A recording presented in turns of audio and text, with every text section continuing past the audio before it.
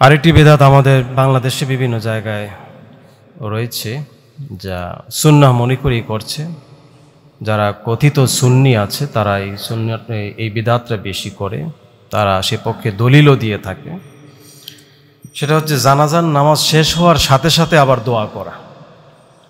এটা বাংলাদেশে কোথাও কোথাও আছে, জানাজার নামাজ শেষ হয়েছে তো আবার দোয়া করে। আর জানাজার নামাজটাই একটা দোয়া, এটা তারা বুঝতে চায় না। সলাতুল জানাজাতি হিয়া দুআউ লিল মাইয়িত। মোল্লা আলী কারি রাহিমাহুল্লাহুল বারি তিনি বলেছেন যে জানাজার নামাজটা এটা প্রকৃতপক্ষে মাইয়িতের জন্য দোয়া। তো একটু আগে তো দোয়া করলাম, দোয়া করে আবার দোয়া করি, মানে এতক্ষণ যে দোয়া পড়ছে আল্লাহুম্মা গফিরলি হাইয়িনা ওয়া মাইয়িতিনা, যে দোয়া করছে মাইয়িতের জন্য, এটার ওপরে তার সন্তুষ্টি নাই, এটার ওপরে তার কনফিডেন্স নাই, এই জন্য আবার দোয়া করে হাত তুলে। অথচ জানাজার নামাজটাই পুরাটাই হচ্ছে দোয়া। তারা একটা হাদিস দিয়ে প্রমাণ করতে চায়। তারা বলে যে নবী করিম সাল্লাল্লাহু আলাইহি সাল্লাম বলেছেন, ইদা সাল্লাইতুম আলাল মাইয়িতি, যখন তোমরা মাইয়িতের নামাজ পড়ো, ফাখলিসু লাহু দুআ, অতঃপর তোমরা একনিষ্ঠভাবে দোয়া করো। এই হাদিস দিয়ে প্রমাণ দেয় যে এই জানাজার নামাজের পরে আবার হাত তুলে দোয়া করার জন্য রাসূল বলেছেন, ফাখলিসু লাহু দুআ, তার জন্য একনিষ্ঠভাবে দোয়া করো। তো কোরআনুল কারীমে তো এভাবে আল্লাহ তাআলা ব্যবহার করেছেন। আয়াতে আল্লাহ তাআলা বলেছেন, ওয়াইজা কুরিয়াল কুরআন ফাসতামিউ লাহু, যখন কোরআন তেলাওয়াত করা হয় তখন তোমরা মনোযোগ সহকারে শোনো। বিষয়টি এমন নয় যে তোমরা কোরআন তেলাওয়াত শেষ হলো তখন কিছু কাজ করো, শেষ হওয়ার পরে শোনো, এমন নয়। বরং যখন কোরআন তেলাওয়াত চলছে তখনই তোমরা কোরআন তেলাওয়াত শোনো। তো নবী করিম সাল্লাল্লাহু আলাইহি সাল্লাম বলেছেন, যখন তোমরা জানাজার নামাজ পড়ো তখন তোমরা একনিষ্ঠভাবে দোয়া করো, মানে তোমরা নামাজের ভিতরেই একনিষ্ঠভাবে দোয়া করো। কিন্তু এটাকে, এই হাদিসটাকে তারা বিকৃতভাবে উপস্থাপন করে প্রমাণ করে যে জানাজার নামাজের পরে আবার দোয়া করতে হবে, জানাজার নামাজই দোয়া। তবে জানাজার নামাজের পরে, কবরস্থ করার পরে ব্যক্তিগতভাবে দোয়া করা যায়।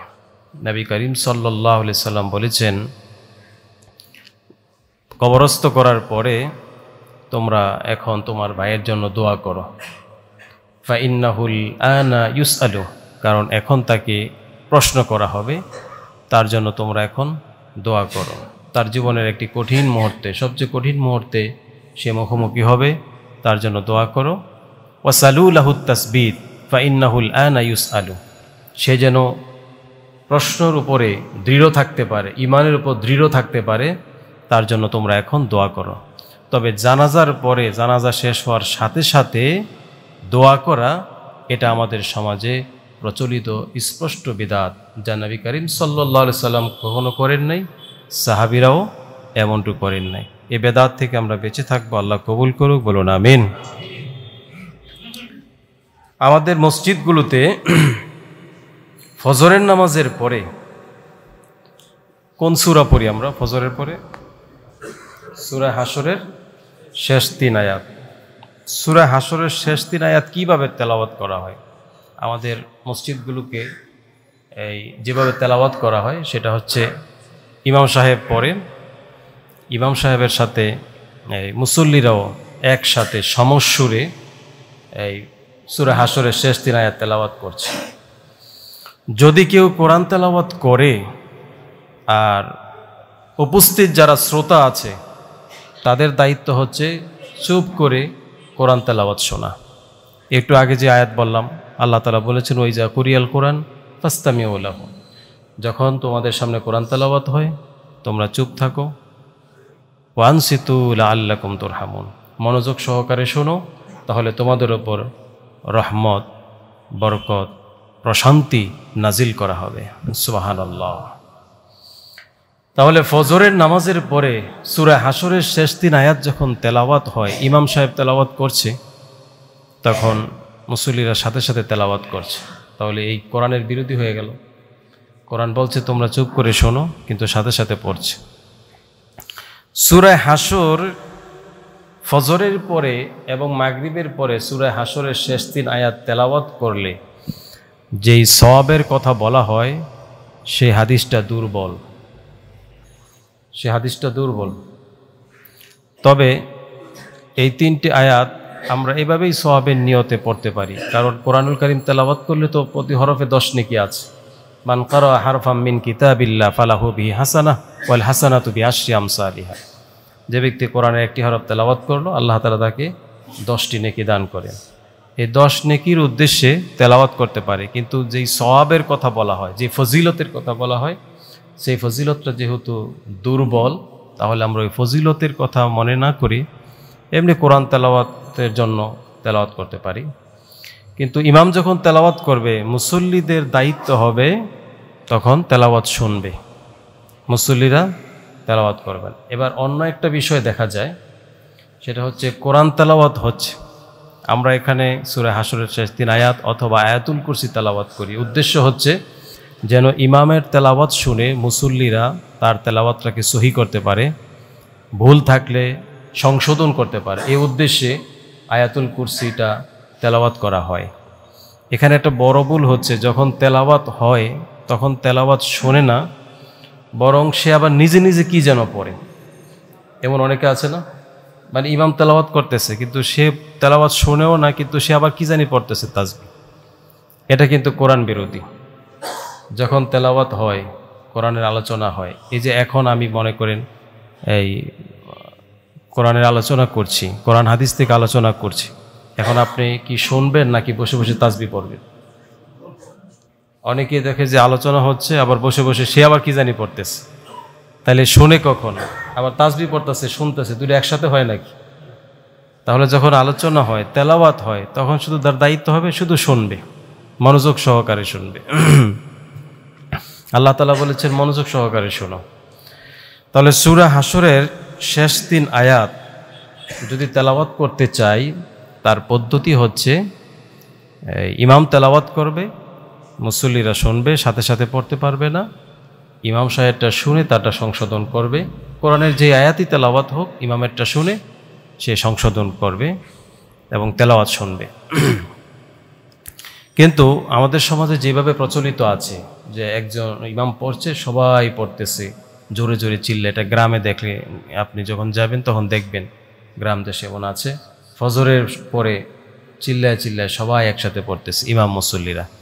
এটা এই শহরেও পড়ে, এটা ইসলামী পদ্ধতি নয়, এটা সুন্নাহ নয়, বরং যদি এভাবে চলতে থাকে এটা বিদআত হবে। এই বিদআত থেকে আল্লাহ তাআলা আমাদেরকে হেফাজত করুক, বলুন আমিন।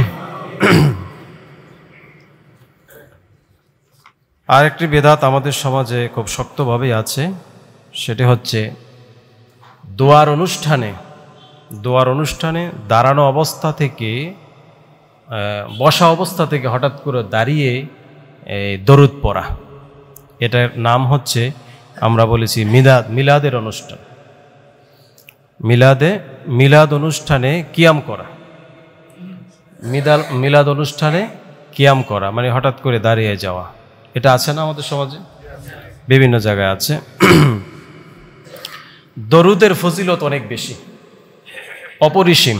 নবী করিম সাল্লাল্লাহু আলাইহি সাল্লাম বলেছেন, যদি কেউ একবার আমার উপর দরুদ পড়ে, আল্লাহ তাআলা তার উপরে 10টি রহমত নাজিল করে, তার 10টি গুনাহ মাফ হয় এবং তার মর্যাদা আল্লাহর কাছে 10 গুণে বৃদ্ধি পায়। সুবহানাল্লাহ।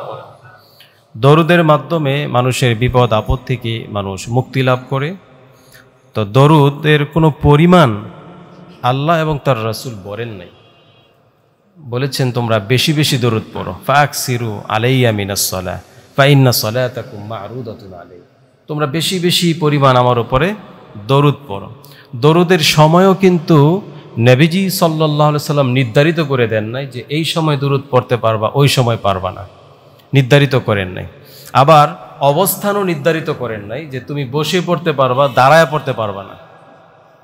ঘুমায় ঘুমায়ও দরুদ পড়া যায়, শুয়ে শুয়ে দরুদ পড়া যায়, ওযু ছাড়াও দরুদ পড়া যায়। মানে ঘুমাইতেছি আমরা, এখন ঘুমানোর আগে শুয়ে শুয়ে দরুদ পড়লাম, ঘুমায় গেলাম, মানে দরুদ পড়তে পড়তে ঘুমায় গেলাম। কারো জন্য অপেক্ষা করতেছি বা গাড়ির জন্য অপেক্ষা করছি, দাঁড়ায় দাঁড়ায় দরুদ পড়া যায়। বা অফিসে বসে আছি, ব্যবসা প্রতিষ্ঠানে বসে আছি, তখনও বসে বসে দরুদ পড়া যায়। যে কোনো অবস্থায় দরুদ পড়া যায়। কোনো অবস্থা নবীজি সাল্লাল্লাহু আলাইহি ওয়াসাল্লাম নির্ধারিত করেন নাই, কোনো পরিমাণও নির্ধারিত করেন নাই। আবার এই কোন সময় পড়া যাবে না সেটাও নির্ধারিত করেন নাই। কিন্তু আমাদের সমাজে আনুষ্ঠানিকভাবে যে দরুদের আয়োজন করা হয় সেটার আমরা নাম দিয়েছি মিলাদ। তখন আমরা কিছুক্ষণ বসে বসে দরুদ পড়ি। দরুদ পড়ার পরে এই কিছুক্ষণ পরে আবার হঠাৎ করে দাঁড়ায় যায়। দাঁড়ায় গিয়া কি পড়ে? ইয়া নবী সালাম আলাইকা। দাঁড়ায় যায় কেন? আসলে উদ্দেশ্য কি? কেন দাঁড়ায় যায়? তারা বলে যে নবীজির সম্মানার্থে দাঁড়িয়ে গেলাম। নবীজিকে এখানে আগমন করছে নাকি? নবীজি যে সম্মানার্থে দাঁড়ালো, নবীজি কি এখানে হাজির হয়েছে? আর যদি সেই মিলাদের অনুষ্ঠানে, দোয়ার অনুষ্ঠানে নবীজি হাজির হয়, কেউ দেখছে নাকি? আর যদি কেউ দেখেও তাহলে সে তো সাহাবী হয়ে যাবে, কারণ নবীজিকে দেখছে সরাসরি। এখন দেখছে, আবার কিছুক্ষণ পড়লো ইয়া নবী সালাম আলাইকা পড়ে আবার বসে পড়লো। তো বসে যে পড়লো, নিশ্চিত হলো কিভাবে যে নবীজি এখন চলে গেছে? এমনও তো হতে পারে নবীজি এখনো আছে, কিন্তু তারা বসে পড়ছে। কোথাও কোথাও এমনও আছে, আমি দেখছি নিজে, একটা চেয়ার রেখে দিস আলাদা, নবীজি যেহেতু আসবে এখানে এসে নবীজি আসন গ্রহণ করবে। নবীজি এসে তোমার মতো এই কম দামি প্লাস্টিকের চেয়ারে এসে বসে আসন গ্রহণ করবে নাকি? তা এইভাবে করে তারা আকীদা লালন করে যে নবীজি আমাদের মিলাদ অনুষ্ঠানে আসেন এবং বসেন। আবার মিলাদ পড়া অবস্থায় একজন দাঁড়ায় গেছে, কাঁদতে কাঁদতে দাঁড়ায় গেছে, কথিত সুন্নি দাঁড়ায় গেছে, দাঁড়ায় কাঁদতেছে আর বলতেছে ইয়া রাসূলুল্লাহ, রাসূলকে সালাম দিতেছে। আর মুরিদরা সবাই কাঁদতেছে। কি জন্য? নবীজি আসছে, আমাদের হুজুরের সাথে সাক্ষাৎ করতেছে, কথা হইতেছে, কোলাকুলি হইতেছে। এভাবে তারাও কাঁদতেছে আর জোরে জোরে তাকবীর দিতেছে। আর যদি সম্মানার্থে হয়, একটু লক্ষ্য করেন, আমরা কিন্তু নামাজের মতো দরুদ পড়ি। নামাজে চতুর্থ রাকাতে, অর্থাৎ নামাজের শেষ রাকাতে, যখন শেষ বৈঠকে আমরা আত্তাহিয়াতুর পরে দরুদ পড়ি না, তখন কি আমরা হঠাৎ করে দাঁড়ায় যাই না বসে বসে পড়ি? তাহলে তখন কি বেয়াদবি হয় না? বসে বসে দরুদ পড়তেছে। যারা দাঁড়ায় দাঁড়ায় দরুদ পড়ে তারাও কিন্তু বসে বসে দরুদ পড়ে নামাজে, তারা কিন্তু দাঁড়ায় না। তখনও কিন্তু নবীজিকে সালাম দিচ্ছে, আসসালামু আলাইকা আইয়ুহান নবিয়্যু ওয়া রাহমাতুল্লাহি ওয়া বারাকাতুহু, সালাম দিতে আছে, কিন্তু দাঁড়ায় না। কিন্তু হঠাৎ করে একটা পজিশন বসা ছিল, বসা থেকে দাঁড়ায় যায় নবীজির সম্মানার্থে, অথবা নবীজি চলে আসে। এই চিন্তা, এই আকীদা কখনো কখনো মানুষকে শিরক পর্যন্ত নিয়ে যায়। এই আকীদা যদি কেউ লালন করে, কখনো কখনো তাকে শিরক পর্যন্ত নিয়ে যায়। এবার দাঁড়ানোর ব্যাপারে একটা হাদিস মনে পড়ে গেল। নবী করিম সাল্লাল্লাহু আলাইহি সাল্লাম বলেছেন, সাহাবীরা কখনো নবীজিকে দেখে দাঁড়ান নাই। নবীজি উপস্থিত হয়েছে, কিন্তু নবীজিকে দেখে সাহাবীরা দাঁড়ায় গেছে, এমন কখনো হয় নাই। একটা হাদিস শুনুন, অনেকের এই ভাবটা মনের ভিতরে থাকে। যদি কেউ মনে করে, এই আশা লালন করে, তার মনের ভিতরে এই চাহিদা থাকে যে আমাকে দেখে কেউ দাঁড়ায় যাক, মানে আপনি অফিসের বস, আপনি মনে মনে যদি এটা কামনা করেন যে আমারে দেখে আমার অফিসের স্টাফরা দাঁড়ায় যাক, অথবা আমি নেতা, আমাকে দেখে কর্মীরা সব দাঁড়ায় যাক, যদি এমন কেউ লালন করে, এমন চাহিদা করে, নবী করিম সাল্লাল্লাহু আলাইহি সাল্লাম বলেন, ফালইয়াতাবাওয়া মাকআদাহু মিনান নার, তাহলে সে যেন তার স্থান নিজেই নিজে জাহান্নামে করে নিল। বলুন নাউজুবিল্লাহ। তাহলে আমরা এই আকীদা থেকে বের হয়ে আসব। দরুদ পড়ার জন্য কোনো সময়, কোনো সংখ্যা, কোনো অবস্থান নবী করিম সাল্লাল্লাহু আলাইহি ওয়াসাল্লাম নির্ধারিত করেন নাই। দরুদের নামে, মিলাদের নামে আমাদের সমাজে যেটা প্রচলিত আছে, হঠাৎ করে দাঁড়িয়ে যাওয়া, এটা স্পষ্ট বিদআত। এই বিদআত থেকে আল্লাহ তাআলা আমাদেরকে হেফাজত করুক, বলুন আমিন। নফল নামাজ বসে পড়া জায়েজ আছে কিনা? নফল নামাজ বসে পড়া জায়েজ আছে। সুস্থ অবস্থায়ও নফল নামাজ বসে পড়া যায়। নিষেধ নেই, সুস্থ কোনো সমস্যা নাই, তারপরও নফল নামাজ বসে পড়তেছে, নিষেধ নেই। বসে বসে নফল পড়াকে কেউ উত্তম মনে করে, আবার এটা কোথাও কোথাও আছে, আবার কেউ কেউ এটাকে উত্তম মনে করে যে দাঁড়ানোর চেয়ে বসে বসে নফল নামাজ পড়া উত্তম। বসে বসে নফল নামাজ পড়া জায়েজ, নিষেধ নাই, কিন্তু উত্তম না। যদি কেউ মনে করে যে নফল নামাজ বসে বসে পড়া উত্তম, সেটা বিদআত হবে। আর যদি কেউ বসে বসে নফল পড়ে, সমস্যার কারণে যদি বসে পড়ে, সেটা এক বিষয়, কিন্তু এমনিতে এই সুস্থ অবস্থায়ও যেহেতু জায়েজ আছে, বৈধ আছে, বসে বসে নফল নামাজ পড়লো, তখন তার নামাজ হয়ে যাবে, কিন্তু সওয়াব হবে অর্ধেক, অর্ধেক সওয়াব পাবে আর কি। নামাজের যে টোটাল সওয়াব আছে তা থেকে অর্ধেক তাকে দেওয়া হবে। তো এখানে মাসালাটা হচ্ছে বসে বসে নফল আদায় করা এটা জায়েজ, কিন্তু উত্তম মনে করা যাবে না। উত্তম হলো দাঁড়িয়ে দাঁড়িয়ে পড়া। আল্লাহ তাআলা আমাদেরকে সহিহ বুঝ দান করুক, বলুন আমিন। তারাবিহের নামাজ, তারাবিহ শব্দের অর্থ হচ্ছে বিশ্রাম করা।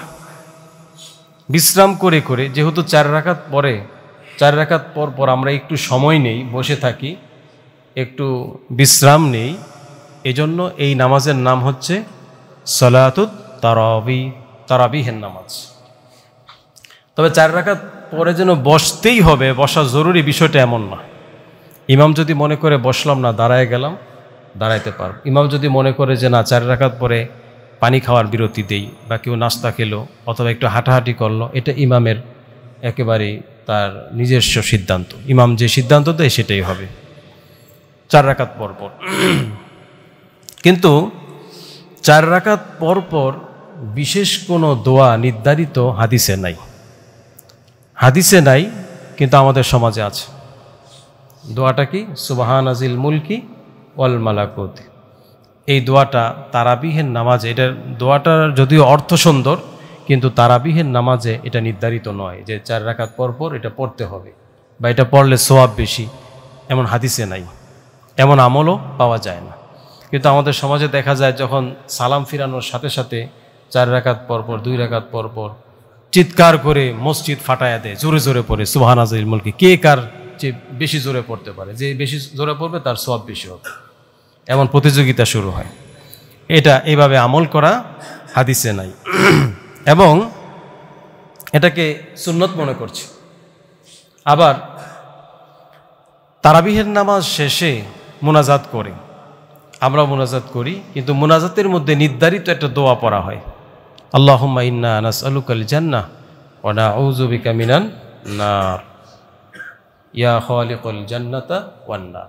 এই যে দোয়াটা পড়া হয়, এটাকে তারাবিহের নামাজে মুনাজাতে একেবারে নির্ধারণ করে নিয়েছে। এটা তারাবিহের নামাজে মুনাজাতে নির্ধারিত নয়, বরং যে কোনো দোয়া মুনাজাতে পড়া যায়। যদি মনে করে যে এটা আমার নির্ধারিত, তাহলে সেটা বিদআত হবে।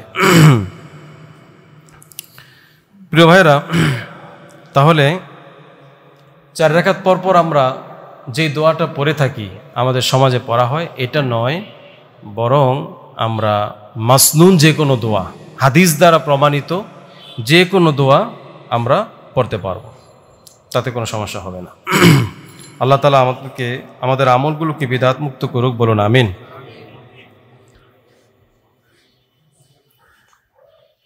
কোনো মানুষকে গাউসুল আজম মনে করা, এটা বিদআত এবং এটা শিরকের দিকে নিয়ে যায়। কোনো মানুষকে গাউসুল আজম মনে করা, গাউসুল আজম অর্থ কি? সবচেয়ে বড় সাহায্যকারী। গাউস মানে সাহায্যকর, আজম মানে বড়, বড় না শুধু, সবচেয়ে বড়। আরবি গ্রামারে বলা হয় ইসমে তাফজিল, মানে সবচেয়ে বড়। গাউসুল আজম মানে সবচেয়ে বড় সাহায্যকারী। আল্লাহ তাআলা বলেছেন মান আনসারি ইলাল্লাহ। ঈসা আলাইহিস সালাম বলেছিলেন যে মান আনসারি ইলাল্লাহ, আল্লাহর জন্য আমাকে কে সাহায্য করবে। আবার আল্লাহ তাআলা অপর একটা আয়াতে বলেছেন ওমান নাসরু ইল্লা মিন ইনদিল্লাহ, আল্লাহ ছাড়া কে আছে সাহায্য করার? আল্লাহ ছাড়া সাহায্য করার কেউ আছে? আল্লাহ তাআলা বলছেন ওয়া ইয়ামসাসকাল্লাহু বিদুররিন ফালা কাশিফা লাহু ইল্লাহু, যদি তোমাকে অকল্যাণ স্পর্শ করে পৃথিবীর সবাই মিলে তোমাকে কল্যাণ দিতে পারবে না। যদি আল্লাহ চান তোমাকে কল্যাণ দিবেন, পৃথিবীর সবাই মিলে তোমাকে অকল্যাণ দিতে পারবে না। আর আল্লাহ যদি চান অকল্যাণ দিতে, কেউ কল্যাণ দিতে পারবে না। সুতরাং সাহায্যকারী আল্লাহ। আর মানুষকে আমরা মানুষের নাম দিয়েছি গাউসুল আজম, সবচেয়ে বড় সাহায্যকারী। এই আকীদা যদি কেউ লালন করে তাহলে তার শুধু বিদআত নয়, এটা শিরকের দিকে নিয়ে যাবে। মহাখালীতে আমরা এক মসজিদে এবার তাহাজ্জুদ পড়েছিলাম, সেক্রেটারি সাহেব ছিলেন, আমাদের ওই মসজিদের নাম দিয়েছে গাউসুল আজম। চিনেন না আপনারা? মসজিদের নাম দিয়ে দিয়েছে গাউসুল আজম মসজিদ।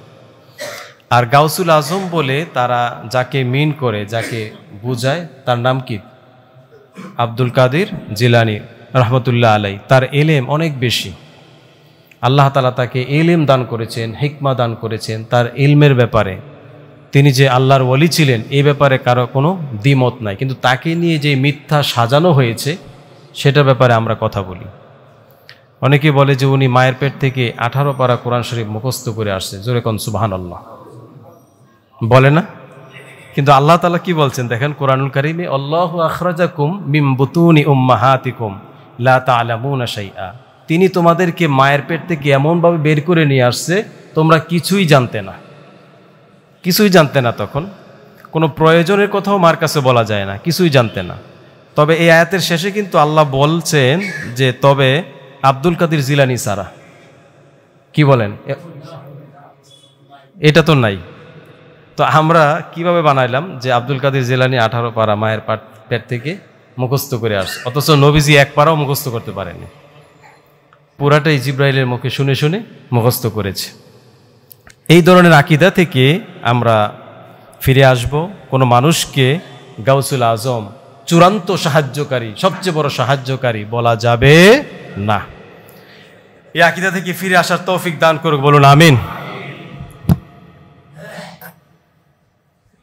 আমরা এই বিদআতগুলো, এই বাইরের মাইকটা অফ করি, বিদআতগুলো আমরা ধারাবাহিকভাবে আরেকটি পর্বে হয়তোবা শেষ করা যাবে।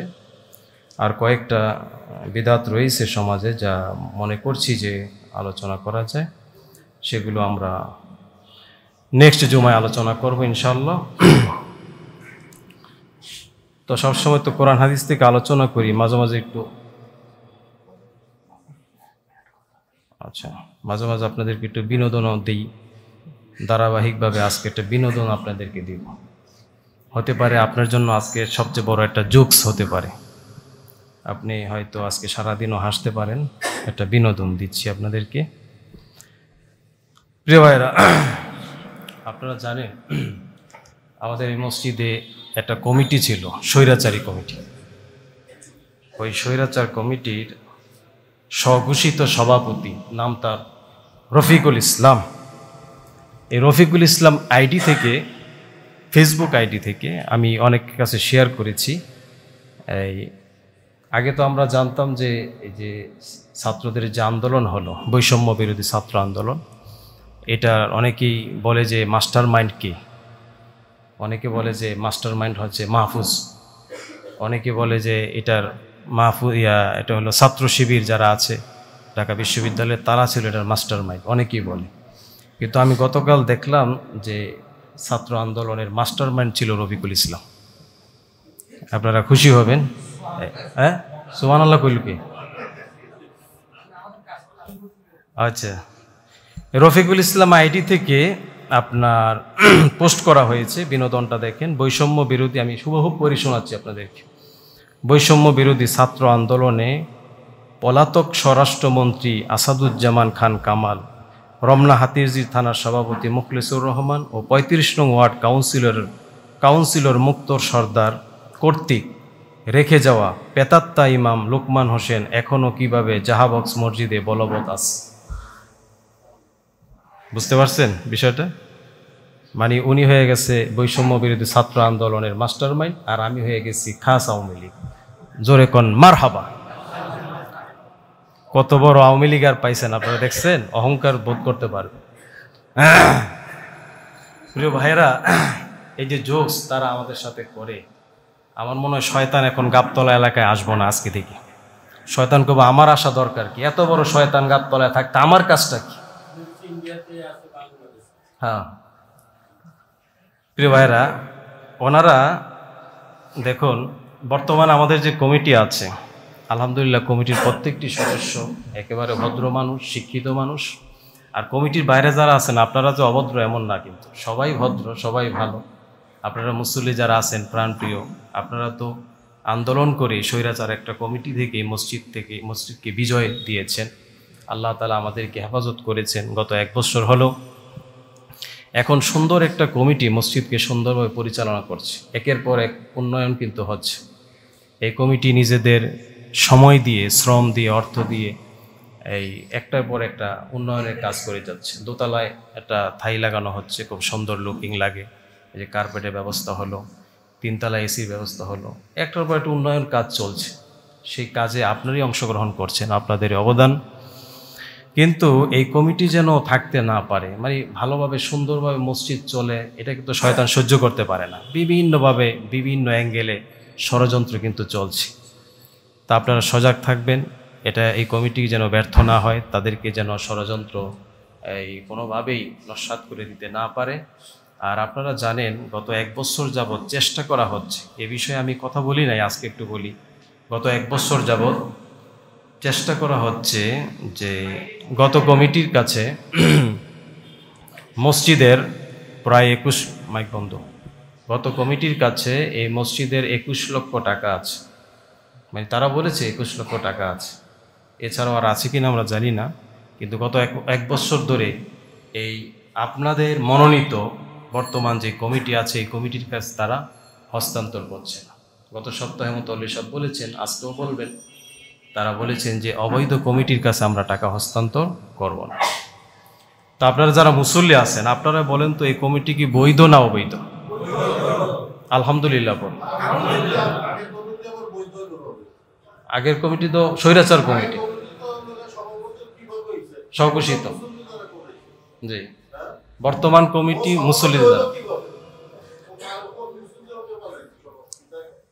স্বঘোষিত। সভাপতি রফিকুল ইসলাম একদিন আমার মারতে আসছে তাফসিরের পর, মানে বলছিল একটু দোয়া করতে। আমি দোয়া করছি, ভাই রফিক ভাইয়ের মা বাবারে বিনা হিসাবে জান্নাত দিয়ে দেন, দোয়া করছি। হ্যাঁ, তারপরে আসছে কয় সভাপতি কইলি নাকি? উপস্থিত মুসল্লিরা কিন্তু ছিল, আমার মারতে আসছে, কয় সভাপতি কইলি নাকি, তুই কিসের ইমাম? চিন্তা করছেন? এখনো তারা প্রস্তাব দেয় আমাদেরকে কমিটিতে রাখেন। তাহলে আপনারা যারা শিক্ষিত আছেন, সবাই তো শিক্ষিত, বুঝতে পারেন কি মজাটা পাইছে কমিটির মধ্যে।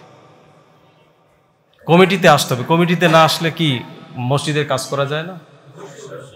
তো কমিটিতে আসার জন্য বারবার চেষ্টা করতেছে, কমিটিতে না এসে কাজ করো।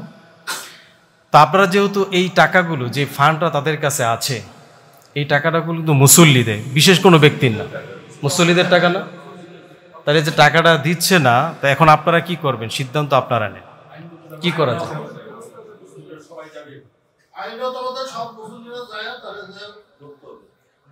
তাহলে দেখি আমরা এখন সুন্নাহ পড়ি, সুন্নতের পরে আমাদের সম্মানিত সেক্রেটারি সাহেব মুতাওয়াল্লি সাহেব আছে, উনি কি বলে, তাহলে আমরা সে ব্যাপারে যদি যে কোনো সিদ্ধান্ত কমিটি থেকে আসে, আমরা কমিটির সাথে থাকবো না ইনশাআল্লাহ। আল্লাহ তাআলা আমাদেরকে মসজিদের জন্য, মসজিদের খেদমতের জন্য কবুল করে বলুন আমিন। যারা সুন্নাহ পড়ি নাই, আমরা সুন্নাহ পড়ি।